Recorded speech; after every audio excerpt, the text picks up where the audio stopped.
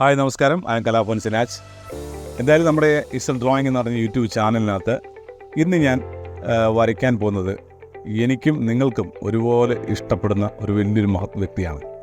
കാരണം എൻ്റെ ജീവിതത്തിൽ ഒരുപാട് വർഷങ്ങൾക്ക് മുൻപേ കോട്ടയം നസീർ എന്ന അദ്ദേഹത്തിൻ്റെ ട്രൂപ്പിലാണ് ഞാൻ മിമിക്രി ചെയ്തുകൊണ്ടിരുന്നത്. ആ സമയത്ത് ഏഷ്യാനെറ്റ് മുതലുള്ള ചാനലുകളിൽ സൂര്യ TV, ഏഷ്യാനെറ്റ്, കൈരളി, അമൃത ചാനൽ, അങ്ങനെ നിരവധി ചാനലുകളിൽ കോട്ടയം നസീറൊക്കെയാണ് എന്നെ കൈപിടിച്ച് ക്യാമറ മുന്നിൽ കൊണ്ടുവന്നത്.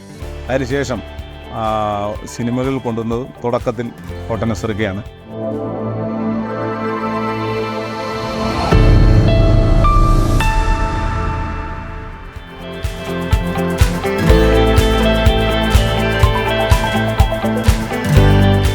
ബാർബർ ബാലിന്റെ കടയിൽ മുടിവെട്ടിന് ചാർജ് കുറച്ചു. ഒരു 18 രൂപ ഉള്ളതാണ്. മുടി വെട്ടിക്കാറായല്ലോ എന്ന് ഞാൻ ആലോചിച്ചതാ.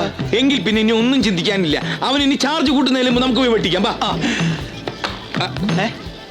ബാലനെ നമ്മൾ തൊടിയിന്ന് ഇറക്കി വിട്ടതാ എന്ന് വെച്ച് മുടി വെട്ടാൻ പറ്റിയാൽ പറയുവോ? അങ്ങനെയല്ലടോ. പിന്നെ ആ ദേഷ്യത്തിന് അവൻ മുടി വെട്ടുന്നതിനിടയിൽ കത്രയെ കൊണ്ട് എന്റെ ചെവി കത്തിരിച്ചു കളയുന്നു എന്റെ പേടി.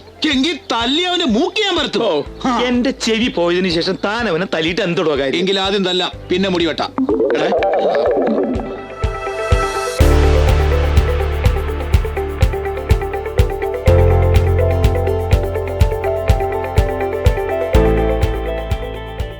നിന്നെ എവിടെ വെച്ച് കണ്ടിട്ടുണ്ടല്ലോടാ? റൈഡോ എവിടെ? റേസ്. കാറിന്റെ 500 മീറ്റർ ഓട്ടം ആർക്കാണ് മറക്കാൻ കഴിയുക സർ? സ്പോർട്സ് പ്രേമികളാണല്ലേ? അതെ സർ. എന്താടാ അത്? കാറ്. അതിനുള്ളിൽ എന്താടാ? സീറ്റ്. അതിനകത്തിരിക്കുന്ന എന്താണ്? ഓ, സഞ്ചിയാ. ഇതാടാ പെട്ടി. എന്താടാ?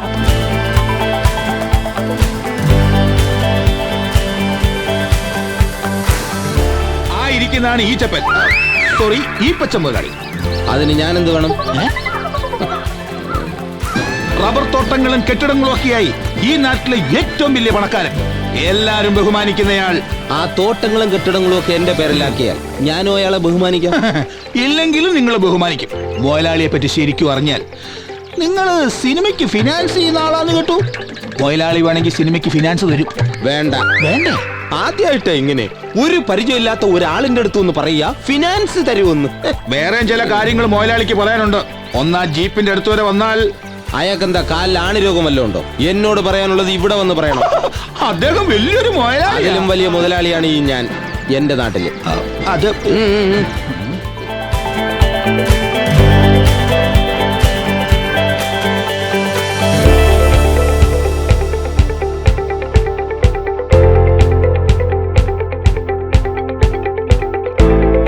എല്ലാവർക്കും ഇഷ്ടമായെങ്കിൽ ലൈക്ക് ചെയ്യുക, സബ്സ്ക്രൈബ് ചെയ്യുക. Okay, by.